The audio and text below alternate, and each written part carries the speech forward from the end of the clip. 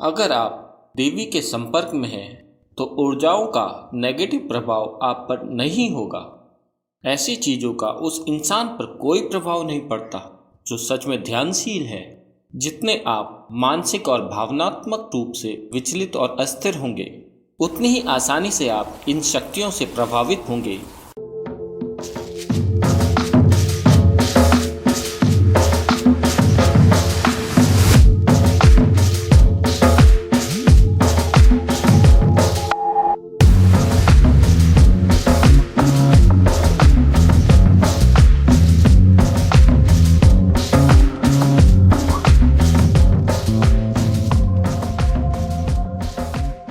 6 उपाय जो आपको बुरी शक्तियों से दूर और सुरक्षित रखेंगे।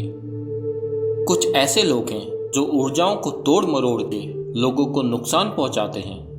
वो इस तरह किसी की मौत का कारण भी बन सकते हैं। भारत के कुछ हिस्सों में ये काफी प्रचलित है। एक वेद है 4 वेदों में से एक, अथर्ववेद, इसी को समर्पित है कि ऊर्जाओं का इस्तेमाल अपनी खुशहाली या किसी को नुकसान पहुंचाने के लिए कैसे किया जा सकता है। जरूरी नहीं है कि इस तरह की ऊर्जाओं या क्रियाओं का इस्तेमाल आपके ऊपर सीधे तौर पर किया जाए। अभी अगर कोई मेरे साथ नेगेटिव ऊर्जाओं का प्रयोग कर रहा हो और अगर मैं ग्रहणशील नहीं हूं और आप यहाँ बैठे हैं तो आप प्रभावित हो सकते हैं। ये बिल्कुल हो सकता है।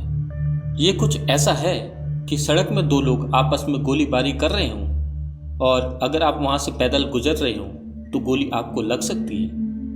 तो कुछ खास अभ्यास हैं। अगर आप इन अभ्यासों या कुछ उच्चारणों को अपनी रोजमर्रा की जिंदगी में ले आए तो इन चीजों से आसानी से बचा जा सकता है। नंबर 1, रुद्राक्ष पहने। रुद्राक्ष का जो बीज होता है उसका पेड़ कुछ खास ऊंचाई पर होता है, लगभग 6500 से 12000 फीट के बीच।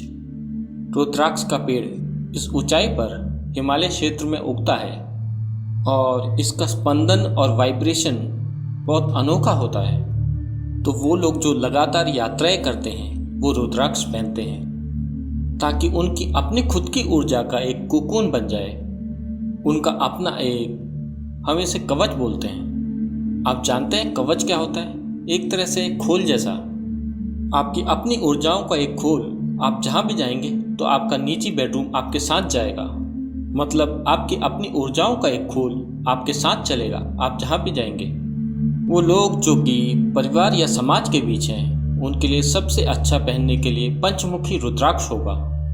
और अच्छा ये होगा कि आपको जिनसे ये रुद्राक्ष मिले वो जानते हो कि रुद्राक्ष क्या है। बस यूं ही इसे किसी दुकान से उठाकर पहन लेना एक अच्छी चीज नहीं होगी।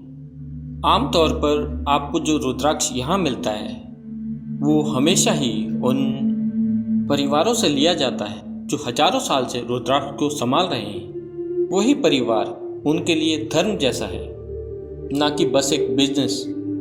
एक और बीज होता है जिसे भद्राक्ष बोलते हैं। वो भारत के उत्तरी मैदानों में खूब पाया जाता है।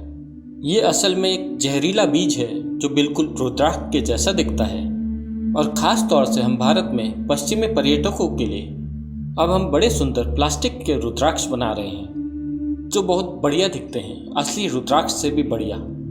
पर वो प्लास्टिक रुद्राक्ष हैं, ठीक है? तो सबसे अच्छा होगा कि उन्हें जानी मानी जगह से लिया जाए, नहीं तो तमाम तरह की चीज़ें आएंगी। नंबर 2, अपने अंगूठे पर अंगूठी कभी मत पहनिए। मैं आजकल देखता हूँ बहुत सारे ये नए जमाने के टाइप के लोग ये सारे अपने अंगूठों में मेटल की अंगूठी पहनते हैं। अगर आप अपने अंगूठे में मेटल की अंगूठी डालते हैं तो आप अपनी ओर पक्का कुछ खास तरह की नेगेटिव एनर्जियों को बुलावा देंगे। इसका मतलब ये नहीं है कि आपको कोई अपने ही वश में कर लेगा, पर आप बिना वजह गिरते लुढ़कते फिरेंगे। तरह तरह की चीज़ें होंगी और हर चीज़ें गलत होंगी, यहाँ तक कि सिंपल चीज़ें भी। मुझे नहीं पता अगर आप ऐसे लोगों से मिले हैं या किसी समय पर खुद आपके साथ ऐसा हुआ है कि जब चीज़ें बिगड़ना शुरू होती हैं तो वो लगातार बिगड़ती चली जाती हैं।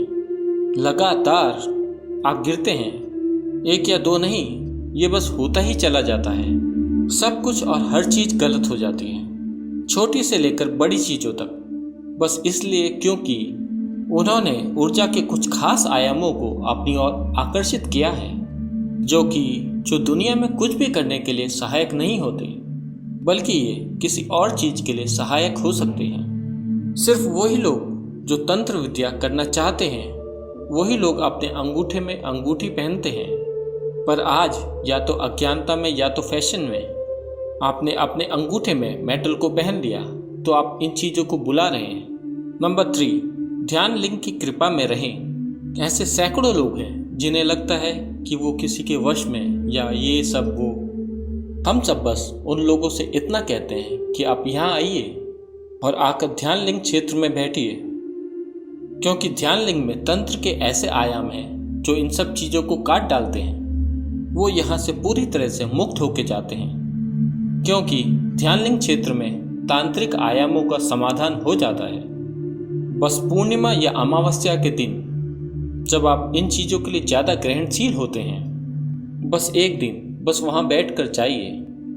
अपने जीवन में देवी की कृपा लेकर आएं। अगर आप देवी के संपर्क में हैं, चाहे देवी यंत्र की मदद से या जैसे भी, यंत्र आपके हाथ में है या आपके दिल में, ये आपके ऊपर है। पर एक बार जब आप उस ऊर्जा के खोल में हैं, जिसे हम देवी या भैरवी कह रहे हैं, उसके बाद ऊर्जाएं आपके लिए नकारात्मक हो जाएं, ऐसा हो नहीं सकता। तो अगर आप बस इतना सुनिश्चित कर लें, आप सही किस्म का खाना खा रहे हैं और अपने सिस्टम को ठीक रख रहे हैं, तो इस संभावना कि आप में कुछ गड़बड़ी हो जाए, जिसका कारण कोई दूसरी ऊर्जा या ऐसा कुछ है, ऐसा होना आपकी जिंदगी से कोसों दूर की बात है। उनसे देवी निपट लेगी। अपने जीवन में ध्यान में होने का गुण लेकर आएं। अगर आप सच में ध्यानशील हैं, तो आप तंत्र के बारे में सोचिए भी मत। इन चीज़ों का उस इंसान पे कोई असर नहीं होता है जो सच में ध्यानशील है। अगर आपने मौन को, अपने भीतर के मौन को थोड़ा सा भी जाना है, कम से कम आपके दिल में भीतर कुछ पलों का भी मौन है, तो आप तंत्र की चिंता मत कीजिए। ऐसी चीजें उस इंसान को प्रभावित नहीं करती जो अपने अंतर्मन की निश्चलता को जानता है। किसी ने कहा है, आदमी केवल इल है यानी बीमार है, क्योंकि उसे स्टिल यानी स्थिर होना नहीं आता। बिल्कुल सही कहा है, ये बिल्कुल सही है। सारी बीमारियां इसलिए हुई हैं क्योंकि उन्हें स्थिर रहना नहीं आता, खासकर वो वाली जो आपके मन को प्रभावित करती हैं और वो जो दूसरे प्रभावों के कारण होती हैं। ये चीज़ें इसलिए संभव हो पाती हैं क्योंकि कोई स्थिरता नहीं है। तो अभी इस समय आप ध्यान की प्रक्रिया से वो निश्चलता लेके आ रहे हैं। अगर आप स्टिल हैं तो आप इल नहीं होंगे। नंबर 6, अपने मन और भावनाओं में स्थिरता लाएं। जितने आप मानसिक और भावनात्मक रूप से विचलित या अस्थिर होंगे, उतने ही आसानी से आप इन शक्तियों से प्रभावित होंगे। अगर आपके अंदर एक तरह का फोकस या संकल्प है, तो आप ये देखेंगे कि ये चीज़ें बस सड़क में एक छोटे स्पीड ब्रेकर की तरह होगी, दुर्घटना नहीं होगी। लेकिन अगर आप अपने मन और भावनाओं में एक तरह की अस्थिरता में हैं, तो इससे दुर्घटना हो सकती है।